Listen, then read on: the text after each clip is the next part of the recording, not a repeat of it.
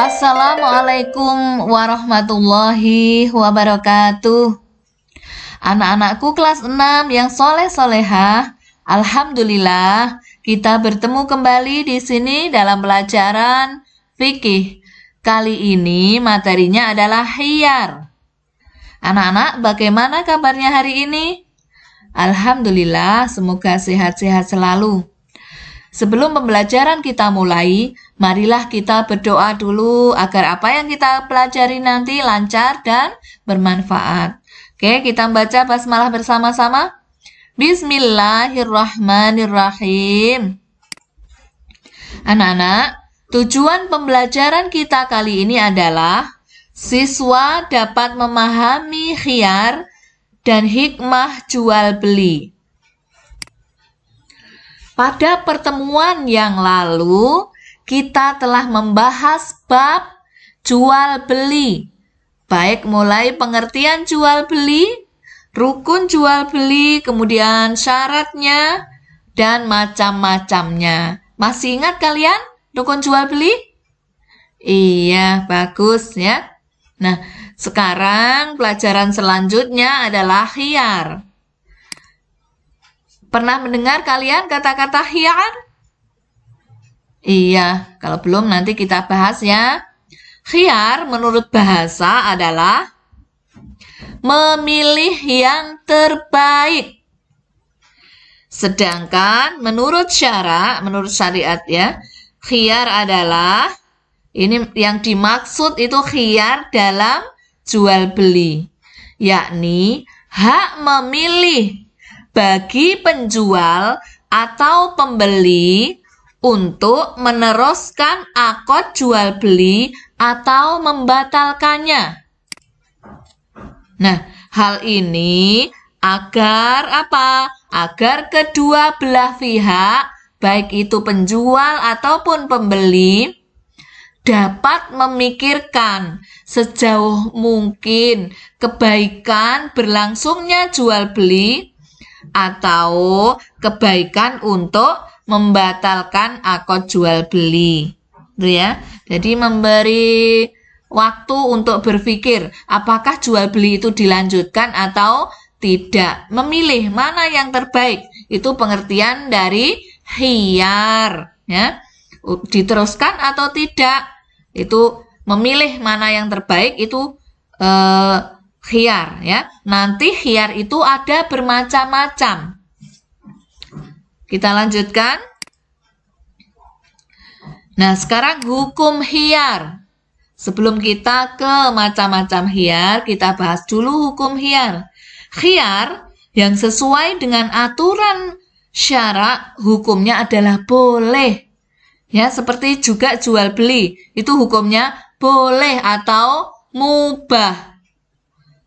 Tetapi khiyar untuk menipu hukumnya haram dan dilarang. Nah, hal ini sesuai dengan hadis Nabi yang artinya dari Ibnu Umar bahwa dia berkata, "Saya mendengar seorang pria dari Al-Ansor mengeluh kepada Nabi Muhammad SAW. Beliau bersabda, jika engkau melakukan jual beli, maka katakan, jangan melakukan tipu daya, lalu engkau berhak khiyar dalam tiap-tiap barang yang engkau beli selama 3 hari. Ya.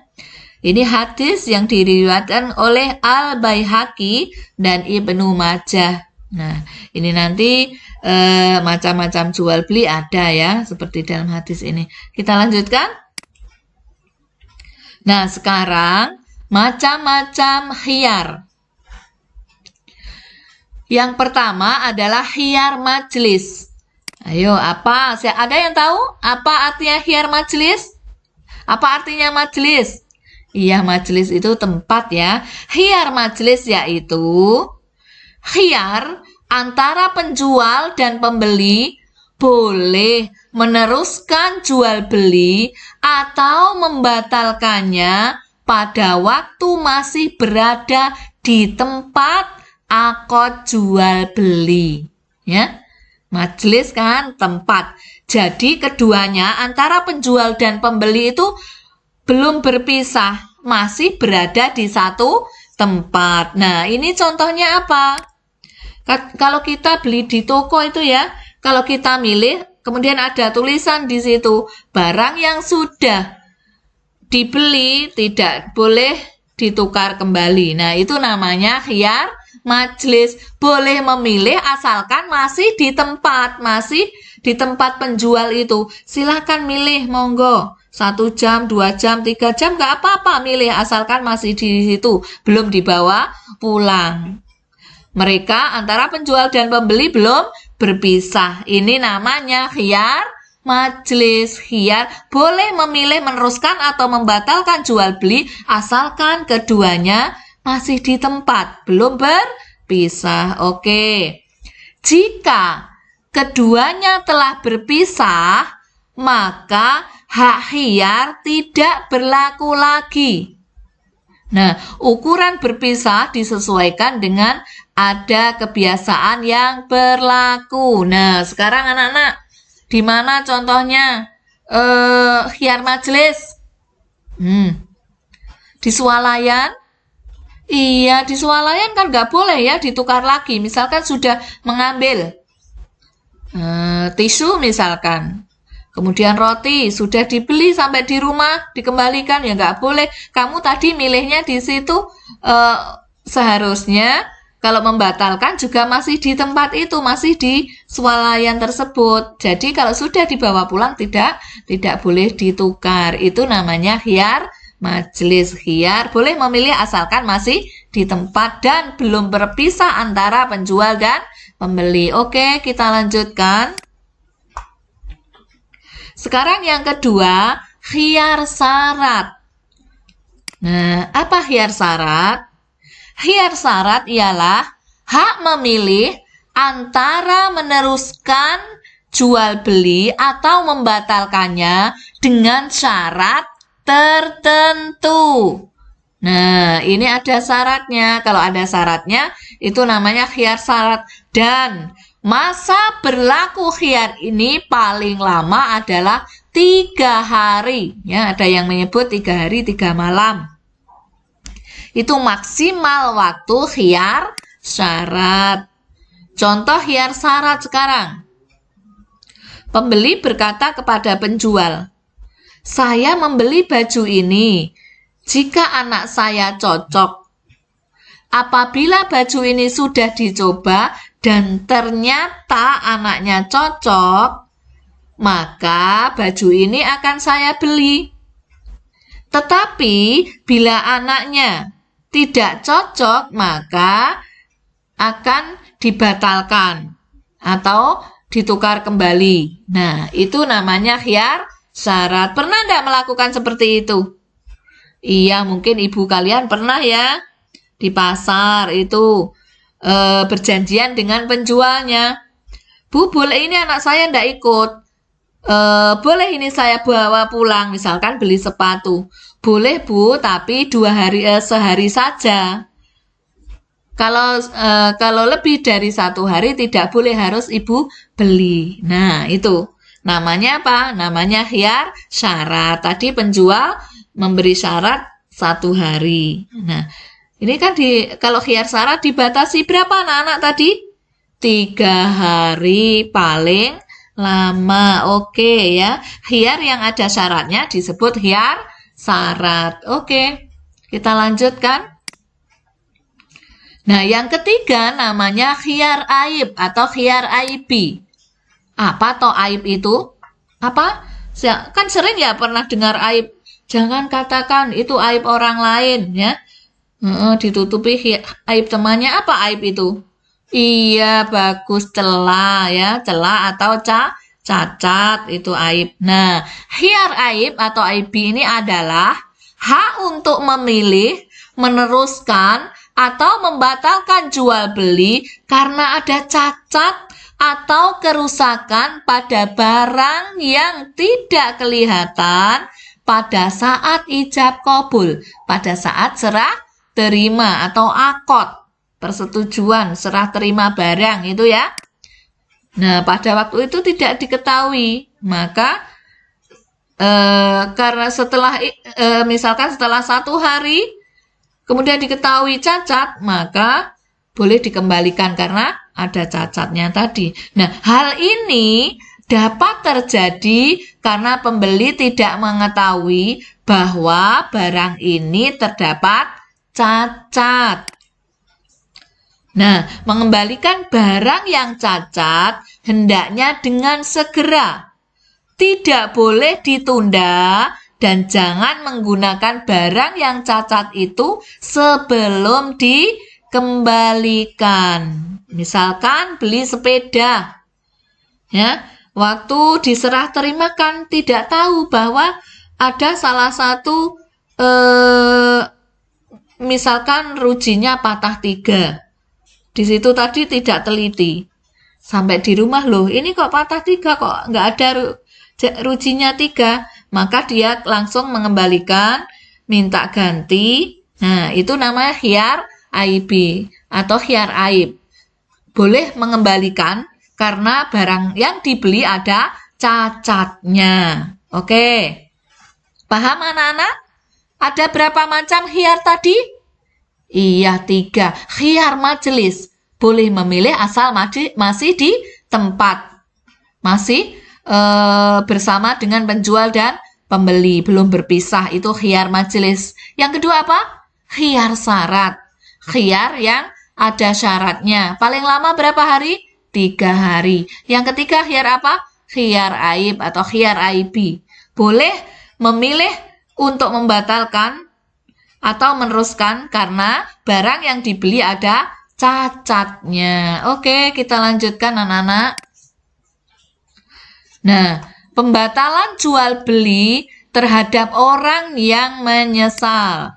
Perhatikan, jika jual beli telah terjadi, kemudian pembeli menyesal karena mungkin barang yang dibeli itu keliru atau mungkin ada kemungkinan yang lain dan ia menginginkan pembatalan jual beli, maka sangatlah dianjurkan kepada penjual untuk menerima pembatalan itu. Kenapa? Karena bisa mengecewakan pembeli. Nah, anak-anak, hal ini sesuai dengan sabda Nabi Muhammad SAW. Ya, Bismillahirrahmanirrahim.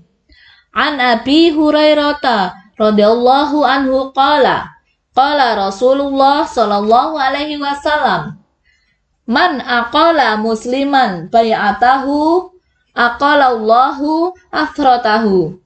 Rawahu Abu Dawud wa Ibnu Majah wa sahahahu Ibnu Hibban wal Hakim. Yang artinya dari Abu Hurairah radhiyallahu an, Rasulullah sallallahu alaihi wasallam bersabda, barang siapa membebaskan jual beli seorang muslim, Allah akan membebaskan kesalahannya. Hadis riwayat Abu Dawud dan Ibnu Majah. Hadis sahih menurut Ibnu Hibban dan Hakim. Nah, anak-anak, itu tadi ya macam-macam khiyar. Kenapa sekarang? Apa manfaat khiyar? Kenapa dibolehkannya khiyar? Nah, ini manfaatnya ya. Yang pertama, menghindari adanya rasa tidak puas terhadap barang yang dibeli. Nah, ini dibolehkan memilih itu apa? Biar tidak kecewa atau biar ada rasa puas terhadap barang yang telah dibelinya. Ya. Yang kedua, untuk membina ukhuwah antara penjual dan pembeli. Yang ketiga, menghindari penipuan. Nah, ya, coba diulang. Apa tadi manfaat khiyar? Iya, menghindari adanya rasa tidak puas terhadap barang yang dibeli atau menghindari kekecewaan di kemudian hari setelah barang dibeli. Yang kedua, membina ukhuwah antara penjual dan pembeli. Yang ketiga, menghindari penipuan. Nah, dengan adanya khiyar, penjual dan pembeli bisa merasa puas. Baik yang menjual, apalagi yang membeli. Oke. Anak-anak, usaha jual beli pada dasarnya adalah untuk mencari untung dan laba. Akan tetapi, untuk mencari hal itu bukanlah merupakan tujuan akhir. Keuntungan atau laba yang diperoleh hendaknya dijadikan sarana untuk mendekatkan diri kepada Allah Subhanahu wa Ta'ala. Nah, umat Muslim dalam melakukan usahanya harus mengetahui fungsi hidup yang digariskan oleh Al-Quran, yaitu ta'abbud, menghambakan diri kepada Allah. Ya. Nah, sehingga ada hikmahnya dalam jual beli. Apa saja hikmah jual beli? Yang pertama, mencari dan mendapatkan karunia Allah Subhanahu wa Ta'ala. Yang kedua, menjauhi riba. 3, hikmahnya menegakkan keadilan dan keseimbangan dalam ekonomi. 4, menjaga kehalalan rizki. Agar apa, anak-anak? Rizki yang kita peroleh ya dari jual beli itu, misalkan kita jadi pedagang, rizki hasil laba itu tidak kecampuran dengan hal-hal yang haram, sehingga bersih ya rizki kita. Yang kelima, produktivitas dan perputaran ekonomi akan berjalan secara dinamis. 6, masing-masing merasa puas, baik penjual ataupun pembeli. 7, penjual dan pembeli masing-masing berlapang dada ketika tawar-menawar, ya. Pedagang menawarkan dan pembeli menawar. Sehingga terjadi apa? Mereka saling ikhlas, saling ridha, karena memang saling ikhlas itu adalah prinsip dalam jual beli. Sehingga mereka dirahmati oleh Allah Subhanahu wa Ta'ala. Kemudian yang ke-8, hikmahnya adalah menjauhkan orang dari memakan atau memiliki harta yang batil. Nah, anak-anak, ini tadi pembahasan kita bab khiyar dan hikmah dari jual beli. Semoga kalau kalian nanti jadi pedagang yang sukses ya. Oke, dan terjauh ya, terhindar dari riba. Oke anak-anak, kalian pelajari lagi nanti. Terima kasih, semoga bermanfaat. Marilah kita akhiri dengan berdoa, membaca hamdalah bersama-sama. Alhamdulillahirabbil alamin. Assalamualaikum warahmatullahi wabarakatuh.